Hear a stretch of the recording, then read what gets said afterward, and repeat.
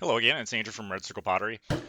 One of my best videos that I have is making a sphere, perfect sphere. And since so many people liked it, I was trying to think of like how do I actually like outdo myself or try to do something more interesting with that idea. And it was Thanksgiving, and I was with a family, and we were talking about watching Star Wars. And so then I started thinking, like, oh, I could turn a sphere into a Star Wars Death Star pretty easily.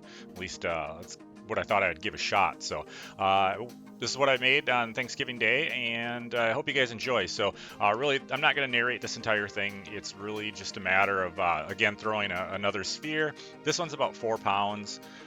Turned out pretty good. I think the things, if I could do something different towards the end, I definitely make sure I use a straight edge for all of my lines that give the sort of detail to the disc star. And then also when I actually kind of do the like the ion cannon part of it, I used a ladle, and I would probably use something different where I'd actually cut it out of the sphere and then just sort of turn it around and reattach it. I think that would have gone a lot better. So a couple ideas for next time if I ever try to do this again. But overall, I'm pretty happy with it. I'll probably use it as a planter or, just kind of have fun with it in the house. And it was a pretty fun project to give a shot. And so if you can throw a sphere, I think it's something you could certainly try or at least play around with some of the ideas in this video. So hope you guys enjoy, and hope you had a happy Thanksgiving and good holiday. So till next time.